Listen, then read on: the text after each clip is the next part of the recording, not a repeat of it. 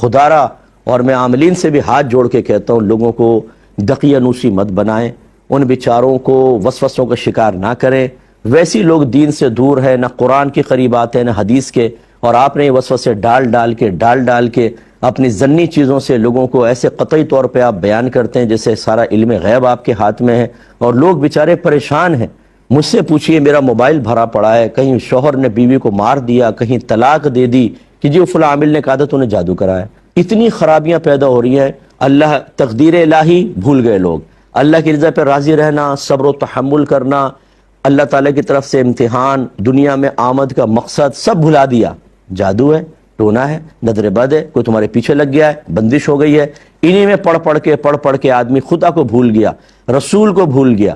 اب ان کے ذہن میں یہ نہیں آتا کہ اگر کروایا بھی اللہ تعالیٰ میری حفاظت کرے گا، نہیں، حفاظت یہ کرے گا جس نے اطلاع دی ہے۔ حضور اگر ایسا ہے تو کوئی علاج کر دے۔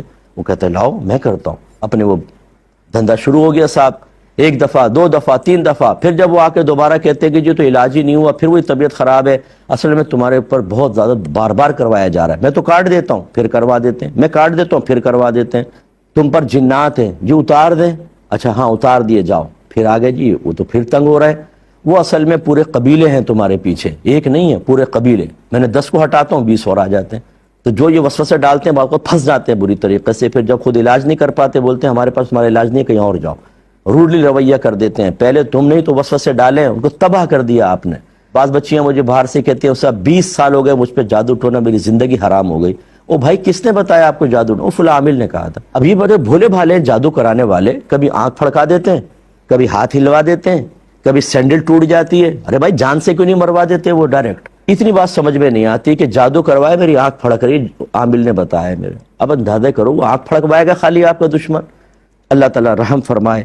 تو یہ بالکل مطلب غیر مناسب رویہ ہے جو ایک مسلمان کا نہیں ہونا چاہیے۔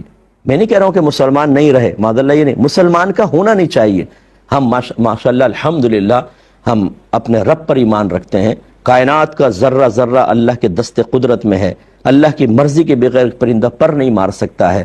ہمارے آقا صلی اللہ علیہ وسلم ہمارے نبی ہیں، قرآن ہمارے پاس ہے، سب سے افضل کتاب، اور اسلام سب سے افضل مذہب اللہ تعالیٰ نے ہمیں عطا فرمایا، اور کس چیز کی کمی ہے؟ اللہ کی طرف رجوع کریں۔ وَاسْتَعِينُوا بِالصَّبْرِ وَالصَّلَاةِ، نماز اور صبر سے مدد طلب کرو۔ امید ہے کہ آپ کچھ بات سمجھیں گے۔